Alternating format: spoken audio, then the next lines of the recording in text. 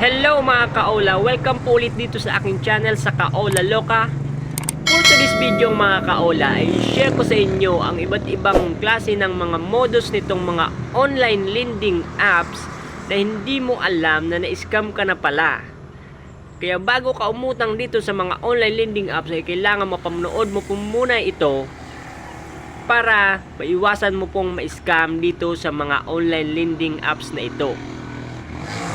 Pero bago ang lahat, kung bago ka pa lang sa aking channel, huwag mo namang kalimutang mag-like, subscribe at pindutin na rin yung notification bell para updated ka po sa mga isusunod ko pang mga video about dito sa mga online lending apps na mapangharas.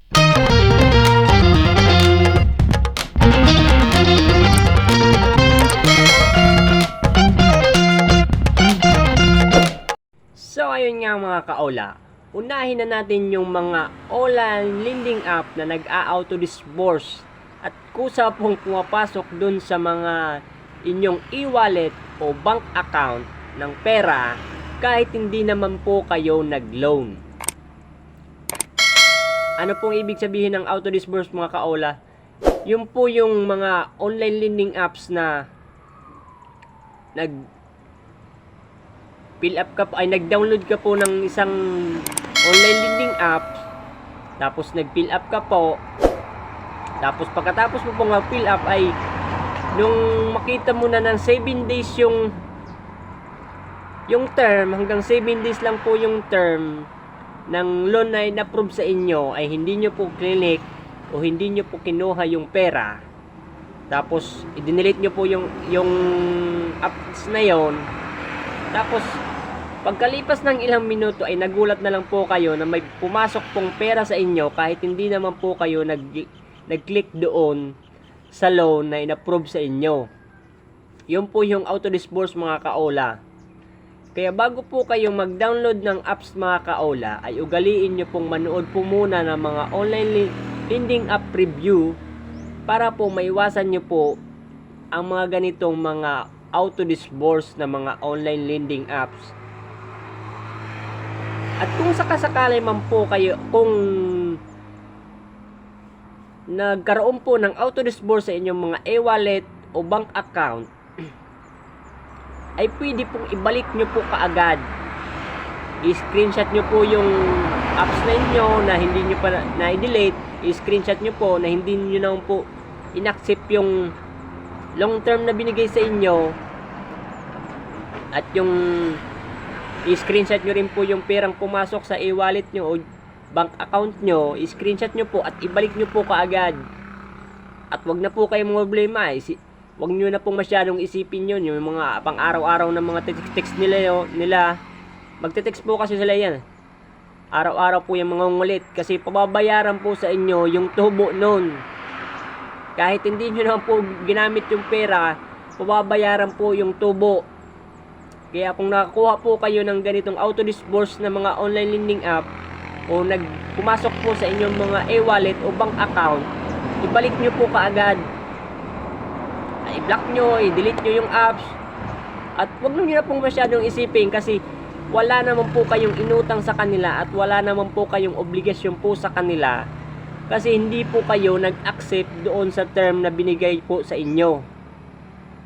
Kaya ugaliin po muna ninyong manood ng mga online lending app review bago po kayo mag-download ng mga apps na ito, o bago po kayo mag-fill up ng mga form na ibibigay sa inyo ng mga online lending apps na ito, ay ugaliin nyo pong manood po ng mga online lending app review. Pangalawang modus mga kaola ng mga online lending apps na ito ay yung mga advertisement na naman nakalagay na 6 months to pay, 3 months to pay, o 125 days to pay. Tapos nung nag-fill up po kayo ng form at nag-accept na po kayo ng term na binigay nila sa inyo, tapos nung na-approve na po yung loan, ay biglang lumabas po yung 7 days to pay. Ito po yung pangalawang modus ng mga online lending apps mga kaola. Yung magugulat ka na lang kasi naakit ka po doon sa advertisement nila na 125 days to pay o 3 months to pay, pero nung nag-accept ka na po ng term na binigay sa inyo, ay saka na lang po lalabas yung 7 days. Ito po yung pangalawang modus mga kaula ng mga online lending apps na ito. Kasi nung nag-fill up ka po, alam mo nag-fill up ka ng mga pangalan, mga detalye ng ano, tapos nakalagay doon sa taas ay 125 days to pay. Tapos kailangan mo na i-click kasi nainganyo ka po kasi long term. Tapos nung nag-accept mo na, pagkatapos nung nag-approve na, lumabas doon ay 7 days to pay. Yan po yung mga kadalasang modus po ng mga online lending apps ng mga ito. Kaya, sinabi ko po sa inyo ay ugaliin nyo pong manood ng mga online lending apps review. Para po maiwasan nyo po yung mga ganitong mga modus ng mga online lending apps. Pangatlong modus mga kaola ng mga online lending apps na ito ay itong tulad ng nangyari sa isang sikat na aktres na si Sunshine Cruz na nagulat na lang din na may naniningil na sa kanya kasi may utang daw siya sa isang online lending apps mga kaola. Ito po yung isa po pong modus ng mga online lending apps na ito. Ang mangyayari po ay magugulat ka na lang na may naniningil na sa iyo o kinontak ka na lang ng mga kakilala mo, relatives mo na sila sinisingil dahil may utang ka daw at nai-post ka na sa social media kasi hindi ka raw nagbayad, pero yung pagkakaalam mo ay wala ka pong inutangan na online lending apps. Ito po yung pinakamasakit na modus ng mga online lending apps na ito mga kaula. Ang mangyayari lang po mga kaula ay pwede po kayo magsampa ng kaso dito. Tulad mo po ng kay Sunshine Cruz po nang nangyari, ay nag-file po siya ng kaso at nireklamo po niya yung isang online lending apps na nangaharas sa kanya kasi daw siya ay may utang mga kaola. Kaya kung nangyari man po sa inyo, yung bigla kayong nagulat kasi may naniningil na sa inyo mga kaola, ay pwede rin po kayong mag-file ng kaso dito sa isang online lending apps na nangaharas sa inyo. Ang gagawin nyo lang po ay kailangan nyo po ng mga ebidensya, testigo, at mga screenshot na wala po kayong nahiram na pera dito kahit isang pisong duling mga kaola.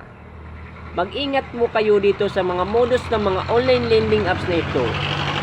Kaya kung kayo po ay gipit na at nagbabalak po na maghiram sa mga online lending apps ng mga ito, ay ugaliin nyo po mga manood muna ng mga tulad nito, ng mga Ola Defender, yung mga Ola content creator na nag-share tulad ko po ng mga experience nila dito sa online lending apps o yung mga online lending apps review, ay ugaliin nyo pong manood muna ng mga ganitong mga video para po makaiwas po kayo sa mga scam o modus sa mga online lending apps na ito at para maiwasang may pasok kayo dito sa mga ganitong mga senaryo. Kaya yun lang po mga kaola. At kung nagustuhan nyo at nakatulong sa inyo ang video na ito, huwag nyo naman po sanang kalimutang mag-like, subscribe, at pinutin na rin yung notification bell para updated po kayo sa mga isusunod ko pang mga video. At huwag nyo po sanang kalimutang i-share ang mga video na ito para mas marami pa po ang makapanood at maging aware sa mga ganitong mga modus ng mga online lending apps. Marami pong salamat mga kaola.